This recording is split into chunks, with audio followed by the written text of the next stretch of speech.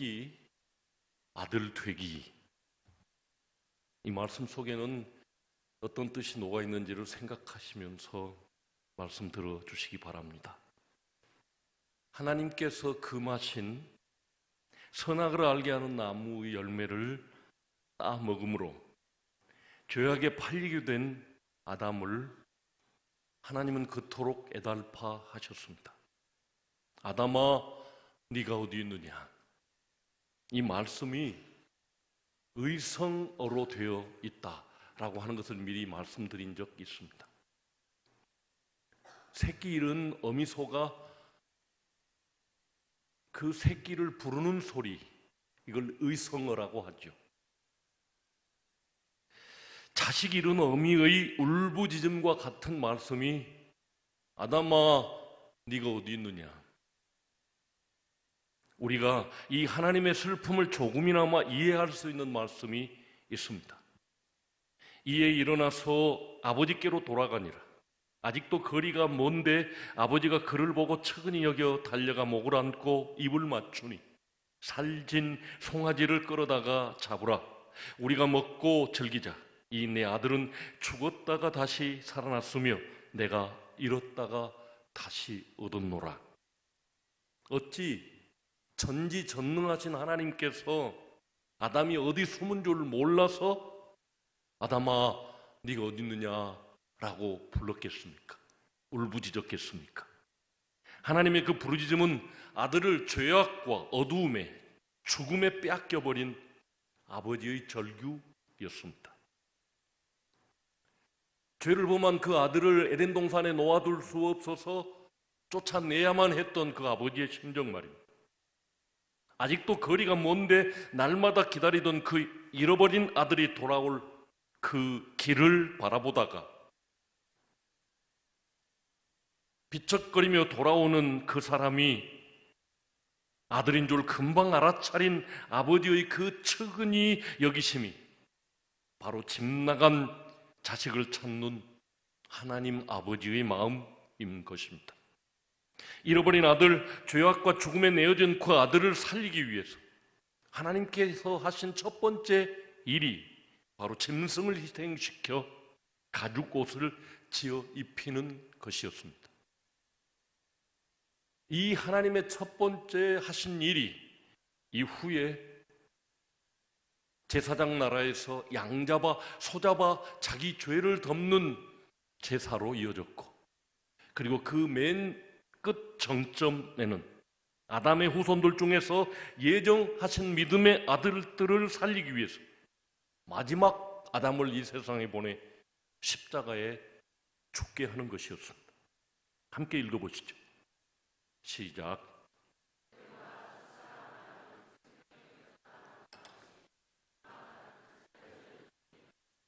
하나님은 궁극적으로 당신의 품속에 있던 독생자, 그 아들로 꿈꾸셨습니다. 그 아들로 세상의 모든 만물을 창조하셨습니다. 태초에 말씀이 계시니라. 이 말씀이 하나님과 함께 계셨으니 이 말씀은 곧 하나님이시니라. 만물이 그로 말미암아 지은 바 되었으니 지은 것이 하나도 그가 없이는 된 것이 없느니라. 하나님의 꿈은 태초부터 이 모든 날 마지막까지 아들을 통해서 아들들을 되찾으시는 일에 집중되었습니다. 함께 읽어보시죠. 이 모든 날 마지막에는 아들을 통하여 우리에게 말씀하셨으니 이 아들을 만유의 상속자로 세우시고 또 그로 말미암아 모든 세계를 지으셨느니라. 그러므로 태초에 창조받은 아담은 하나님의 아들이었습니다. 우리 성경보다는 우리말 성경이라고 하는 새 번역된 성경에 누가복음 3장 38절에는 이렇게 번역되어 있습니다. 가이나는 에노스의 아들이고 에노스는 셋의 아들이고 셋은 아담의 아들이고 아담은 하나님의 아들입니다. 하나님께서 아담에게서 이루고자 하셨던 그 꿈을 위해서 아브라함을 찾아오셨습니다. 그리고 그를 훈련시켜 한 나라를 이루고 싶으셨습니다. 아브라함과 25년을 동행한 후 아브라함의 이름에 하나님의 이름자를 넣으셔서 아브라함이라 부르시고 그리고 아들로 재창조하셨습니다. 함께 읽어보시겠습니다. 아브라함이 99세 때에 여호와께서 아브라함에게 나타나서 그에게 이르시되 이제 후로는 내 이름을 아브라함이라 하지 아니하고 아브라함이라 하리니 이는 내가 너를 여러 민족의 아버지가 되게 함이니라. 이때 하나님의 이름자를 넣어 그 이름을 바꾸신 것은 성령으로 아브라함 속에 생기를 넣어 100세의 아들을 얻게 하기 위함이셨습니다. 하나님이 이르시되 내 아내 사레의 이름을 사라라 하라. 내가 그에게 복을 주어 그가 내게 아들을 낳아주게 하며 그렇게 하나님의 계획에 따라 성령으로 이삭을 잉태케 되었습니다. 아버지 아브라함으로부터 철저하게 신앙을 전수받은 이삭은 모리아산에서 자신을 칼 들고 죽여 제물로 바치려고 하는 아버지에게 아무런 반항도 하지 않고 순종하는 아들이 되었습니다. 그러니까 이삭은 아버지의 뜻에 죽기까지 복종한 사람이었던 것입니다.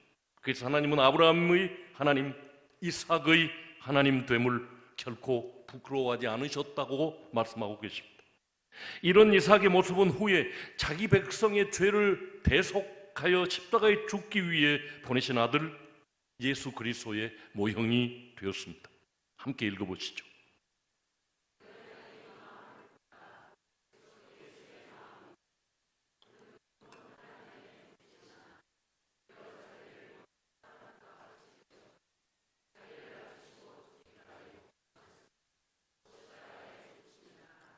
이삭과 예수님의 닮은 점이 이삭도 아버지의 칼날에 반항하지 않고 죽기까지 순종했고 예수 그리스도도 그 아버지의 뜻에 따라 십자가에서 죽기까지 복종하셨다는 말씀입니다. 또한 하나님께서는 아브라함의 손자 야곱의 그 이름을 이스라엘로 바꾸시고 그가 낳은 12 아들들을 통해 한 민족을 이루게 하셨습니다. 그렇게 형성된 이스라엘을 하나님의 장자라고 부르셨습니다. 출애굽기 4장 22절 말씀을 보면 너는 바로에게 이르기를 여호와의 말씀에 이스라엘은 내 아들 내 장자라. 그렇게 이들을 아들을 삼은 이스라엘을 하나님은 또 다른 이름으로 부르셨습니다. 그 이름 속에 하나님의 꿈이 들어 있었습니다. 함께 읽어보시죠.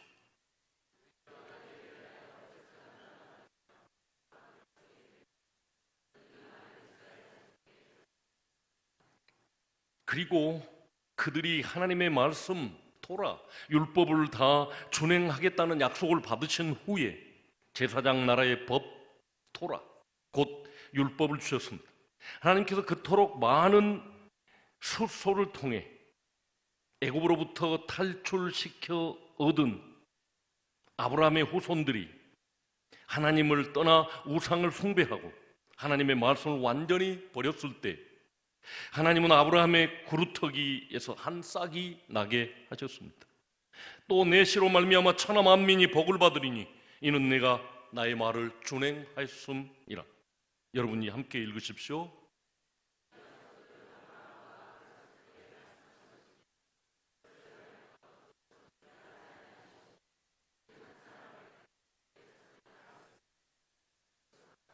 그날 그때에 내가 다윗에게 한 공의로운 가지가 나게 하리니 그가 이 땅에 정의와 공의를 실행할 것이라.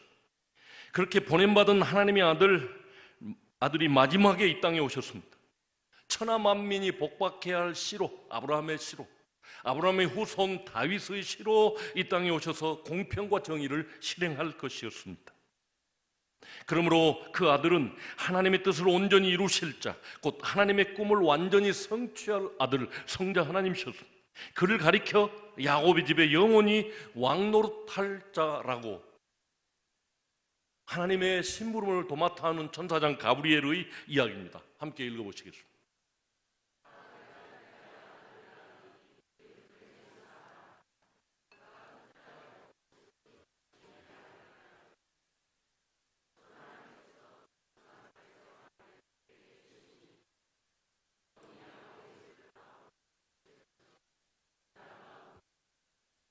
이렇게 이루실 하나님의 꿈의 맨 끝에 내가 있음을 분명하게 깨달아야 하겠습니다. 다시 말씀드려서 하나님의 선하신 꿈, 곧 은혜를 입은 하나님의 백성들, 곧 아들들을 위한 것이었다는 것입니다. 무릇 하나님의 영으로 인도함을 받은 사람은 곧 하나님의 아들이라. 너희는 양자의 영을 받았으므로 우리가 아빠, 아버지라고 부르짖느니라. 성령이 친히 우리가 하나님의 자녀인 것을 증언하시나니 자녀이면 곧 상속자, 곧 하나님의 상속자요 그리스도와 함께한 상속자니라. 하나님께서 정말 좋으신 분이심은 바로 미천한 나를 향하여 이런 착한 일을 계속해 오셨다는 것입니다. 천하 만민이 복받게 할, 이방인들까지 복받게 할 하나님의 계획이 아브라함을 통해서, 다윗을 통해서, 그의 자손 예수 그리스도를 통해서 이루어졌고, 하나님의 꿈의 맨 끝에 내가 있음을 기억해야 되겠습니다. 여러분이 계심을 믿어야 되겠습니다. 함께 읽어보십시오. 시작.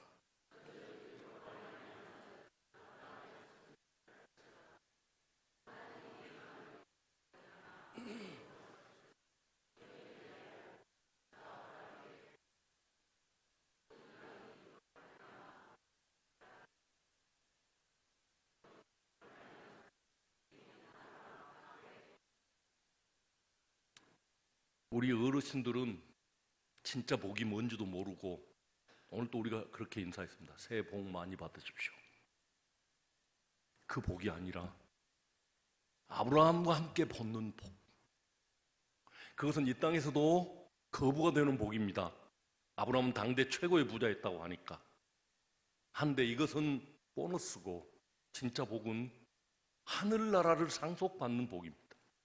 세상이 아무리 귀하고 비싸다 할지라도 하늘나라에 비견될 수 있겠습니까? 여러분은 아브라함과 함께 하늘의 복을 상속받을 하나님의 아들들이십니다. 성경이 약속하고 있는 아브라함의 후손, 그 맨 끝에 저와 여러분이 있다 그 말이죠. 아담, 아브라함, 다윗, 예수 그리스도, 그리고 저와 여러분.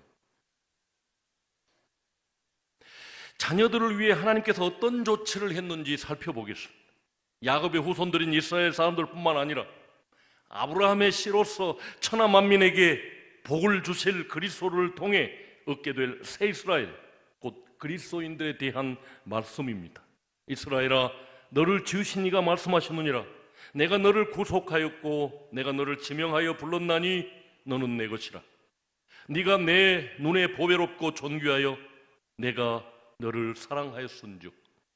구속하였다, 값주고 사셨다. 주님 오시기 700년 전에 이 말씀을 하신 것입니다. 저와 여러분들을 하나님의 아들 예수 그리스도의 피로 값주고 사서 이제 내가 피값으로 너를 샀으니 너는 네 것이 아니라 내 것이라고, 내 소유라고 주님이 소유권을 주장하고 계십니다. 이처럼 하나님은 아들의 피를 주고 사신 우리를 지극히 사랑하시며 기뻐하십니다. 하나님은 독생자 하나님을 심히 기뻐하십니다. 읽어보시죠. 시작.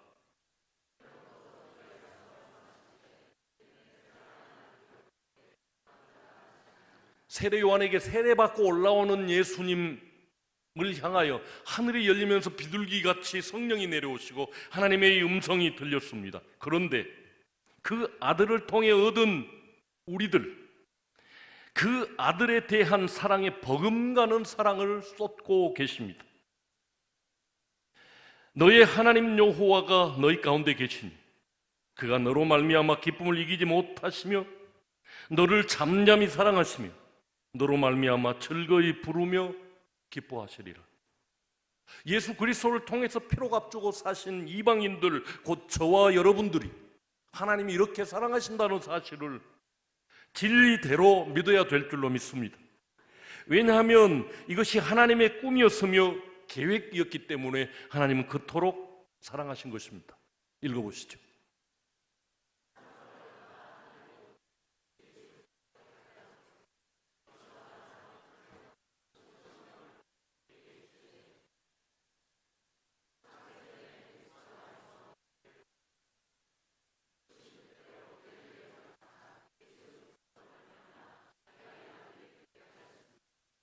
새해 복 많이 받으십시오. 하나님이 이미 여러분들에게 하늘에 속한 모든 신령한 복을 다 주셨답니다. 그 하늘을 상속하게 하셨답니다. 하나님이 우리를 아들이라고 부르는데 안 주실 것이 무엇이 있겠습니까? 따라서 하십시오. 나는 이미 하늘에 속한 모든 복을 받았다. 이제 그것을 찾아 누리면 된다. 하나님께서 우리를 하나님의 아들로 다시 낳은 것은 훨씬 더 큰 계획을 가지고 계셨습니다. 읽어보시죠.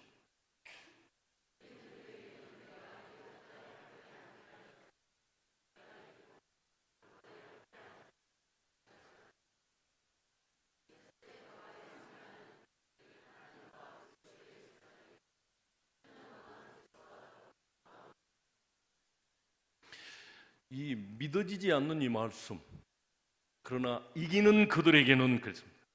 이 세상에도 우리가 신앙생활하는 동안 많은 환난과 질고와 우리의 신앙을 빼앗으려고 하는 그런 시도들이 있을 것이다.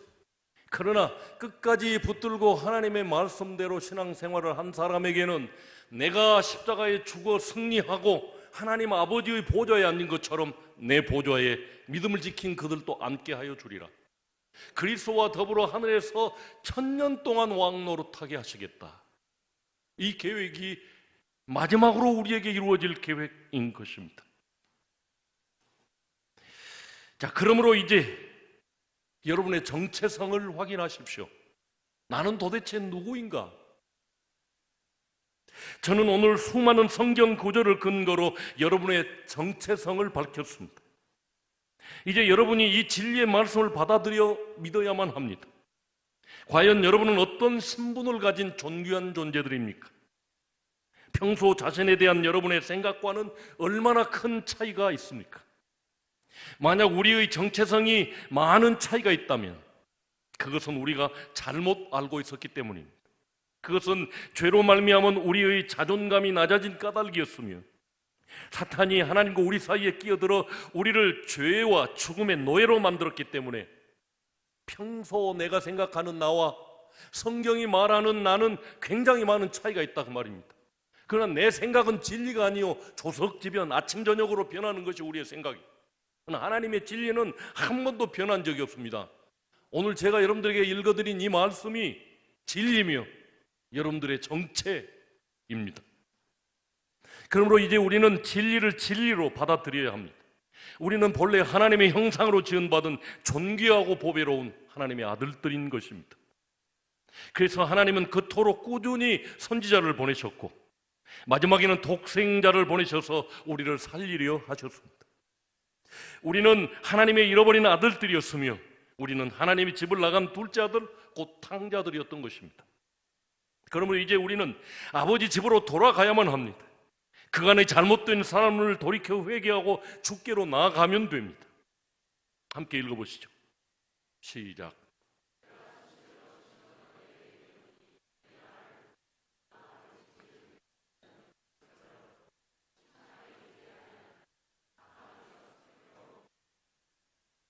저는 정말로 우리 주님께서 기록해 두시고 선지자들이 기록해 둔 구약과 신약의 많은 말씀을 들어서 여러분들에게 말씀드렸습니다.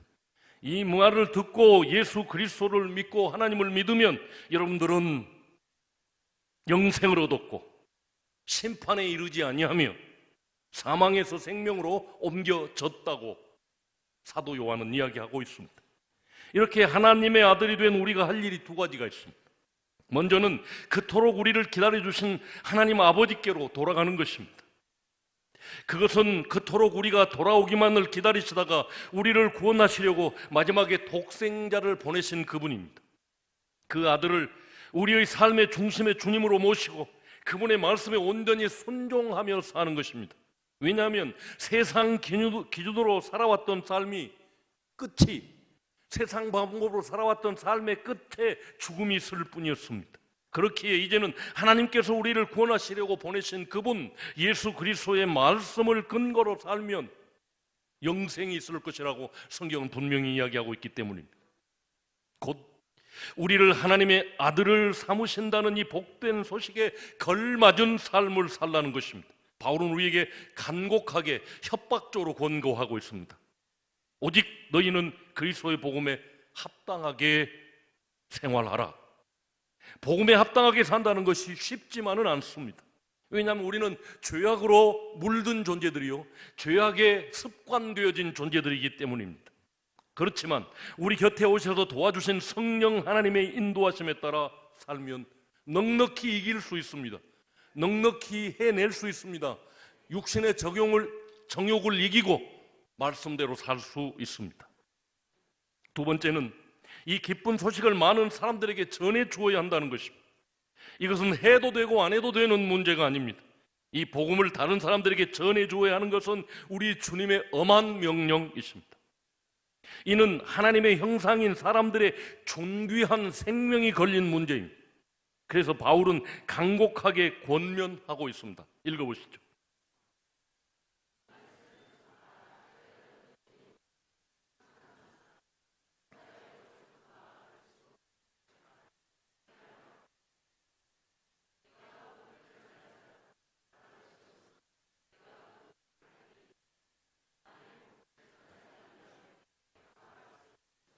우리가 가진 이 복음은 죽은 자를 살리는 하나님의 능력입니다.